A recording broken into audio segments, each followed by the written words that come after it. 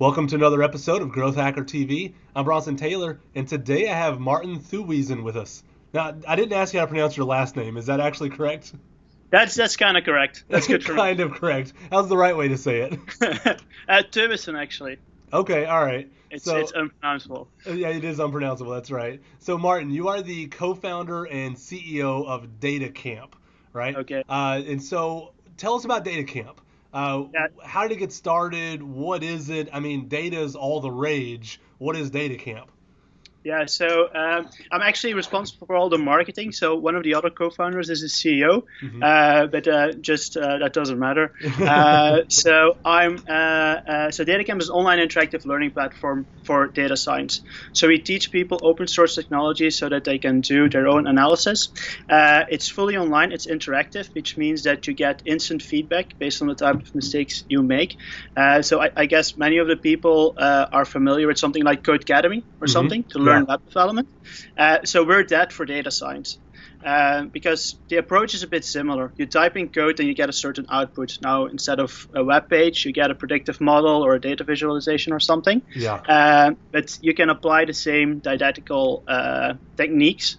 So that's what we do. We have over 700,000 people on the platform taking courses, and it's a freemium model. So the typical subscription model, you can take some courses for free. You can explore a little bit, and then if you want to have access to everything, you just take the full subscription. Is interactive a much better way to learn than just consuming videos or reading PDFs? Is there science behind this actually working better? Yeah, so the best science there is in looking at the engagement figures and the completion figures, because what is important if you take an online course is like, okay, how many people actually get to the end of the course? So if you compare completion figures, the average massive open online course, like what you can follow on Coursera, EDX, which are like the typical video exercises, they have like below 10%. While at an interactive platform like Data Camps, you see between 50 and 70% completion, which is of course a lot more. Yeah, it seems like it almost turns into kind of like a video game. It's like you're going to the next level, you're unlocking the next thing. It's a new idea, is that right?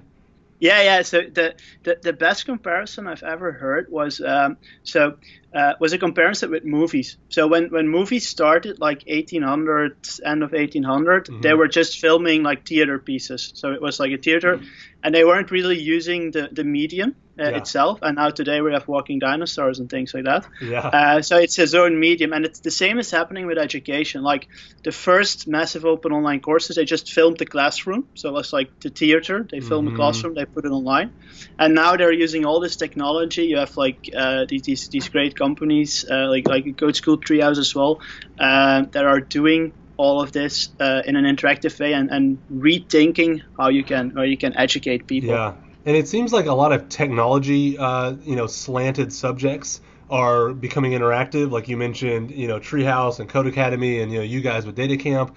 Do you think it's gonna, go mainstream? Are we gonna start learning other subjects that are not tech heavy through an interactive way eventually? Yeah, I think so. I think a good example is Duolingo That's to true. learn languages. So that's that same approach. I recently read about a startup, can't remember the name, that's doing it for drawing. Okay. So like with the new big Microsoft, I can't remember the name. Like you can actually show people how to do drawing in an interactive way.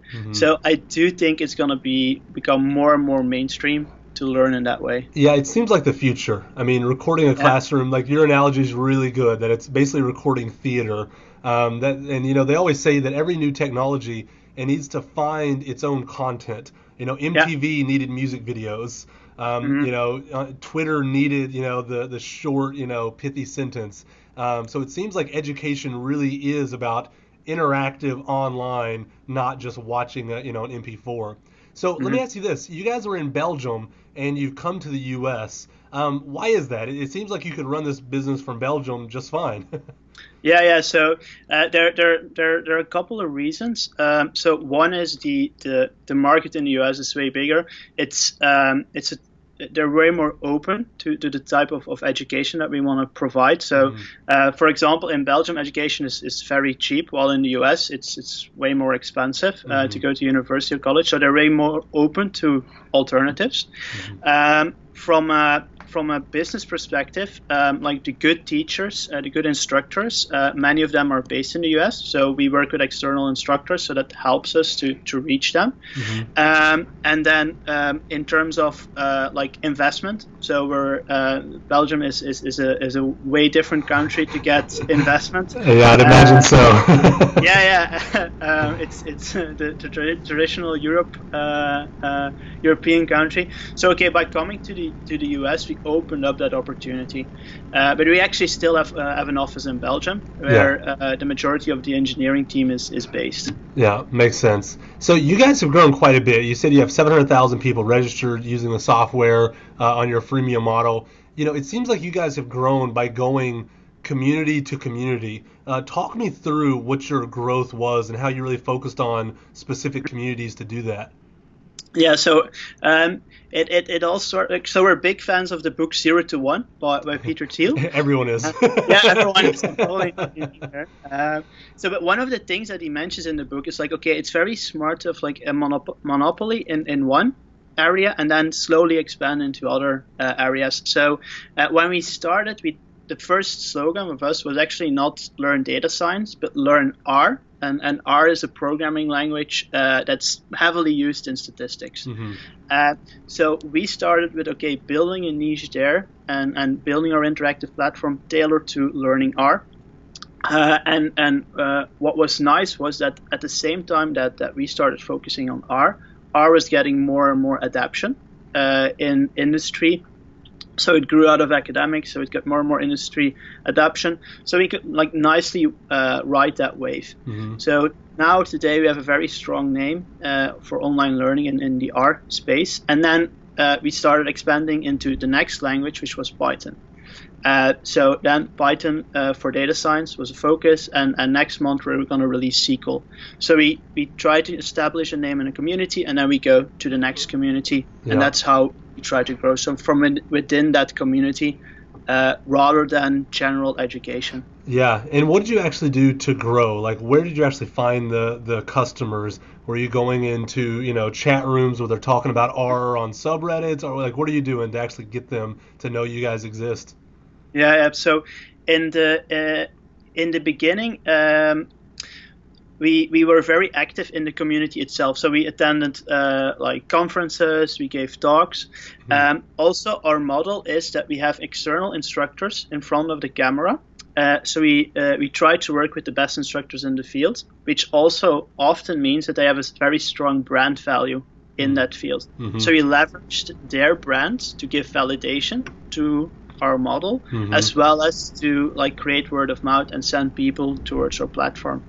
And then we collaborated with some other professors that already had online courses. So we said like, hey, why don't you use DataCamp? Like not as your main platform, but just to have interactive labs. So we were like the labs in the classroom. That sent like back then a lot of traffic, and that's how we started building our name actually. No, it makes sense. So where are you guys at right now in terms of revenue, if you don't mind sharing? No. So we grow in the last 2 years when we started with the subscription model. Before we had like an individual, like you could pay for an individual course. We grow to 0 to roughly 4 million in annual recurring revenue in the last 2 years. Wow, that's incredible. Good job. So talk to me about data science in general. It seems like it's becoming more and more popular, also becoming more and more important. CEOs are actually, starting to think, I need the data. I need to, be data driven, data informed. Do you see data science as, a fad that's going to go away soon, or is this just the beginning of something very large for the future? Yeah, so our idea on that is that data science is a hype, of course. Now, like it's a lot of stuff is going around on that particular topic, but the underlying stream is that everyone is becoming more and more data savvy. So what you see is that while previously the data was only accessible to the IT department. Now, like the marketing department, the finance department, like certain parts of the engineering department, they all get access to their own data, and they all want to start doing analysis on it. So if you like take growth marketeers, so you can get very interesting data from your Facebook ads, pull it into R or Python, match it with your A/B testing data. So you're not a full-time data scientist, but as part of your job, you need to understand how to handle data, and that's totally different from 3-4 years ago. Yeah, and it seems like, you guys are really focused on the people that want to get in there and do their own queries, find their own data, make their own connections, find correlations. It's almost a step above, let me just plug in JavaScript from Kissmetrics. Let me just plug in JavaScript from Mixpanel and then play with it in there. This is for someone who needs a little more power. Is that right? They want to be able to code themselves. Correct. Yeah, indeed. They want to create an edge by getting more insights. Yeah. And do you think that really opens up a lot of opportunity for them? Or is it just fun to do it yourself? Like, does it actually give them more insight? You know what I mean? Yeah, I know. Well, it's definitely more fun, in my opinion. Now, to give you a specific example, so when we get email data, so you have your email data through MailChimp or Mandrill or something, and you can see the open rates and the click-through rates. Now, if you want to match that with like your user behavior data, for example, like what particular courses did they took, how far did they went into the process, did they actually completed it? So then you're going to match that with like data from your internal database, events data. So if you want to start connecting flows, then being able to do it yourself, you can get way more tailored. And every product has its own different mechanism, dynamism that can't be captured by like a generic tool. Yeah, no, that's a good point. And we run into that all the time where there's just no central place with all the data. You have silos. And as much as I wish the silos were gone, I wish I could have all the data in one place with this great user interface to, make all the connections I want. I don't think it's ever going to happen because there's always new things coming out. There's always old things dying. We're always going to have to live with data silos, aren't we? Yeah, indeed. But most provide an API to connect with. So, so if you know R or Python, you can use the APIs to actually make it do what you want. Indeed. Yeah. No, it makes a lot of sense. I mean, it definitely is. I agree. I think it's a level more of power and of fun. So one of the things you guys have done is you're in the process of building out a growth team. Is that right? Yeah, indeed. So talk me through that. How'd you know you were ready to build out a growth team, and how are you thinking about it? Are you dividing it out based on roles? This person can be focused on this kind of marketing, or is it more all in it together with projects? How are you thinking about the growth team itself? Yeah. So we started with it. I once read this blog post, I think it was from Sean Ellis, like where he said, like, you have people in the growth team that, like in the beginning, you have people that are hustlers and they work their way through to get that initial traction. But after that, you're in a phase that you need more structure. Like you need to start approaching growth in a structured way, running tests in a decent way. So I'm definitely like that first person. Like the second person isn't my strong suit. But so when you start growing and all of a sudden you start realizing like I'm spending my time more and more on like small stuff, like answering certain emails, always doing the same thing again. That's when you can't keep up with like the growth in users. That's when you start to feel like, okay, we need to structure this more, and we need to approach this in a better way. We need to better have responsibilities. We need to align people. So that realization came like roughly 6-9 months ago. And then questions arise like, okay, do we put like an engineering person within the growth team or not? And we tested with that. We eventually decided that we want to have like engineering within the engineering team, and that we are an internal client to the engineering team, but I've seen different models. So it's all those kind of things that we started to figure out. And the way that we set it up today is there's one team that's doing the acquisition. So it's purely an acquisition team. and then one team that's actually responsible for everything that has to do with revenue, customer success, understanding how to extract more value from existing customers. So that's how we made the split. And the reason is that there is like seeing a graph going up in usage is always fun. So you're like getting more and more into that, and you leave the customer success aspect, the optimization like comes second. And by splitting it up, we also hope to do revenue optimizations there, getting more people on yearly subscriptions versus monthly subscriptions. So that's how we approach it. No, it makes a lot of sense. Are you guys concerned? I've read about this before, where when you break things out based on the funnel, that you could have a group that's worried about customer acquisition, and if they don't think about it in terms of the entire funnel, they go out and get a lot of really crappy users so that they can get their stats up into the right. And then the customer success people, they get their stats up into the right. But as a funnel as a whole, it doesn't work. Do you guys like collaborate and really think about the big picture so that you don't just have individual metrics that you're achieving, even though the whole is broken, if that makes sense? Yeah. That's one of the things that we ask ourselves as well. And so the way that we fix that is like one, having communication lines between the lead of the acquisition team and the lead of the revenue team, the customer success team, and at the same time having a shared metric. So our key metric is monthly recurring revenue and revenue in general. Yeah. So both those teams share the metric. So if that metric goes up, although maybe acquisition isn't going as high as expected, okay, then there's still an achievement. Yeah, no, it makes a lot. I think it just is about communication, but I was just wondering what you guys had thought with that. And so you guys have traditionally been B2C, but it seems like you've made a switch to become B2B. Tell me about that a little bit. Yeah, so if you look at our user base of 700,000 people, like 70% of them are working professionals. So they're working in technology, marketing, healthcare, etc. And they're often working within teams that want to become more data savvy.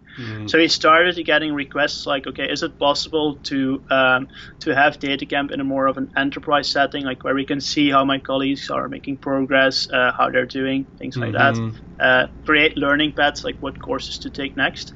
And that's when we realized, like, okay, we can offer this at an enterprise level or like within organizations. So we slowly started to make that transition and building that out actually as our second revenue channel. So today it's around 15% of our revenue comes from these group sales, as we call them.